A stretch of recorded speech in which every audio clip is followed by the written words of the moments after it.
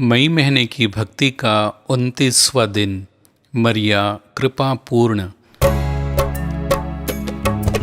तेरे चरणों में आए माँ मरिया, तेरी शरण में सुख दुख लाए माँ मरिया। तेरे चरणों में आए माँ मरिया, तेरी शरण में सुख दुख लाए माँ मरिया। जीवन हमारा दे तू सहारा, जीवन हमारा दे तू सहारा। तू है हमारी माँ, तेरे चरणों में आए माँ मरिया, तेरी शरण में सुख दुख लाए माँ मरिया। पावन वरदानों में सर्वश्रेष्ठ वरदान ईश्वरीय कृपा है। यदि मानव मात्र मानव ही रहता तो वह स्वर्ग के आनंदमय वातावरण और ईश्वर की महिमा में भाग नहीं ले सकता है, क्योंकि मानव का जीवन ईश्वर के जीवन से बहुत ही निम्न स्तर का है। इसके लिए ईश्वर ही मानव को अपने स्तर तक उठा सकता है, उसे अपने जीवन में सहभागी बना सकता है।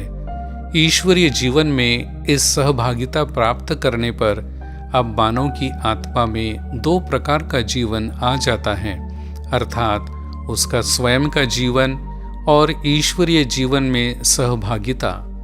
कृपा एक अतिरिक्त जीवन दान है जिसे मानव की आत्मा से जोड़ा गया है। आत्मा स्वयं हमें आश्वासन देता है कि हम सचमुच ईश्वर की संतान हैं। यदि हम उसकी संतान हैं तो हम उसकी विरासत के भागी हैं। हम मसीह के साथ ईश्वर के विरासत के भागी हैं। आदम और हेवा ने अदम वाटिका में परमेश्वर की आज्ञा उल्लंघन का पाप कर कृपा को खो दिया था।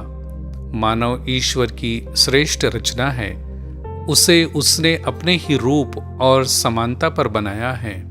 अतः ईश्वर को मानव पर तरस आया। उसने प्रभुवर यीशु को इस संसार में भेजा, जिन्होंने क्रूस पर घोर यातनाएं सहकर अपनी पावन मृत्यु और पुनरुत्थान द्वारा हमारा उद्धार कर ईश्वरीय कृपा पुनः प्रदान की। ईश्वर ने मनुष्य को इतना प्यार किया कि उसने अपने इकलौते पुत्र को दे दिया, जिससे जो कोई भी उसमें विश्वास करे उसका विनाश न हो, पर उसे अनंत जीवन प्राप्त हो। जब तक हम प्रभु में विश्वास कर बपतिस्मा संस्कार ग्रहण नहीं कर लेते, तब तक हम ईश्वरीय कृपा का वरदान प्राप्त कर स्वर्ग में स्थान प्राप्त करने के योग्य नहीं रहते हैं। अतः प्रत्येक मानव को स्वर्ग का अधिकारी बनने के लिए बपतिस्मा संस्कार पाने की परम आवश्यकता है। हम प्रतिदिन कुंवारी मरिया की स्तुति विनती के समय प्रार्थना करते हैं, हे ईश्वरीय कृपा की माता, हमारे लिए प्रार्थना कर। हाँ मरिया ईश्वरीय कृपा से परिपूर्ण है। यह रहस्य स्वयं परमेश्वर ने गाब्रियल दूत के द्वारा प्रकट किया है। दृष्टांत संत बर्नार्डिन ने सियना में जन्म लिया। वह माता मरिया का परम भक्त था। माता मरिया के सम्मान में वह शुक्रवार को उपवास रखता था। आयु के साथ साथ माता मरिया के प्रति उसकी श्रद्धा भक्ति भी बढ़ती गई। सियना शहर के एक ऊंचे स्थान पर माता मरिया का ग्रोटो था। बर्नार्डिन प्रतिदिन वहां जाता और बहुत देर तक घुटने टेक कर प्रार्थना करता था। इस अनोखी भक्ति के फलस्वरूप माता मरिया ने उसे सब शत्रुओं से सुरक्षित रखा। उसे संत फ्रांसिस असीसी के धर्म समाज में प्रवेश पाने की कृपा भी मिली। उसने स्वयं को ईश्वर एवं मानव जाति की सेवा में समर्पित किया। वह एक प्रगतिशील एवं कुशल पुरोहित सिद्ध हुआ।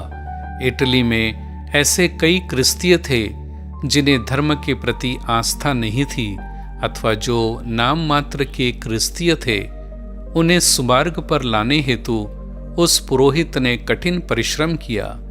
हृदय स्पर्शी प्रवचन दिए, उन्हें प्रभुवर के प्रेम से अवगत कराया तथा उनके हृदयों में माता मरिया के प्रति भक्ति भावना जागृत की।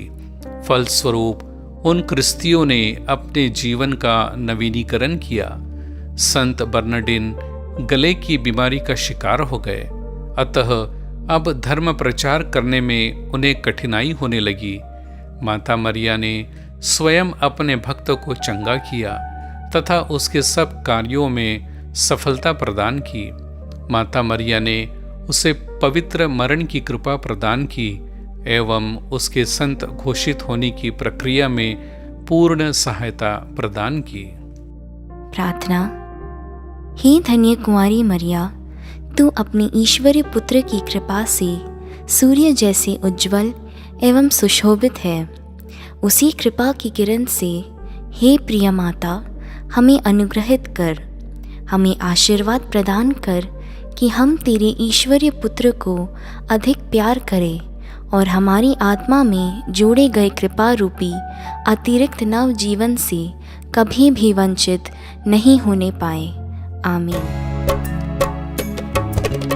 आत्मा से परिपूर्ण सदा से महान बने तू प्रभु कृपा से। आत्मा से परिपूर्ण सदा से महान बने तू प्रभु